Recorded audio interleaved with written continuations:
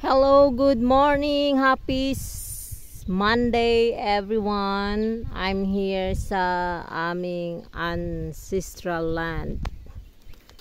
Yung aking lolo ay si late Fernando Superlativo at pero siyang nag-iisang anak. My late mother Juanita Superlativo. Yeah. Now it's time for harvest the corn. And meron din kaming surrounded by coconut tsaka fish pond. That is our, over there is our ancestral house, and before we have a piggery and a fish pond.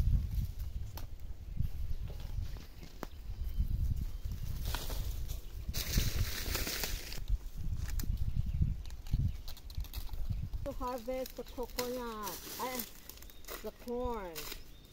This is how you kill the, and then this is not for human to eat. Para sa alagang manok.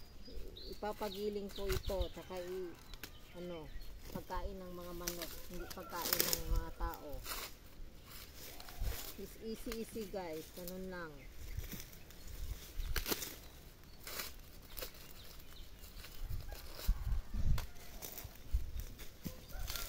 Tapos takan mo yung para na wala na, hindi na yan kasi mamumungay.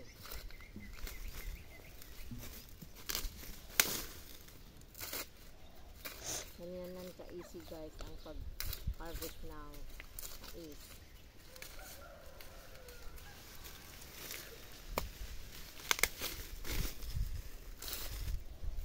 Medyo makati lang guys, wala akong walang jacket.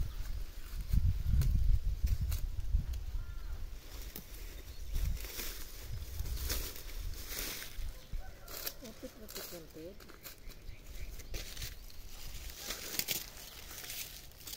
Yan, ganyan lang. Pakan mo.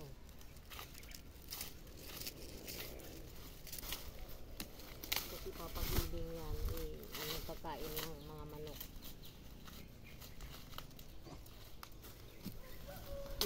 Pwede rin ipagiling lagay sa bigas. Kain mo.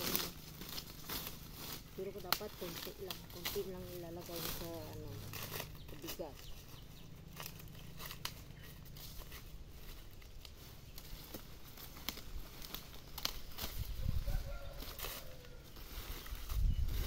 So, diba guys, pag sa probinsya, ganyan lang dapat masipag ka. We are blessed kasi meron kaming lupain. Sipag lang sa pagtatanim guys. Dati nagtatanim din kami ng watermelon.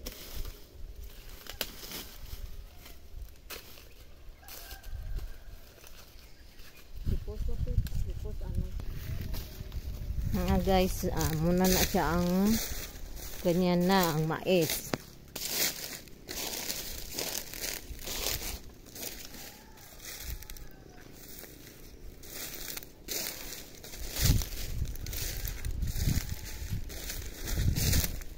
Yan, tapos ilalagay sa sako.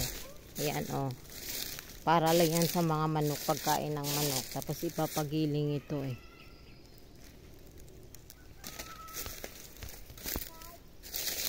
Guys, thank you for watching. This is our ancestral land.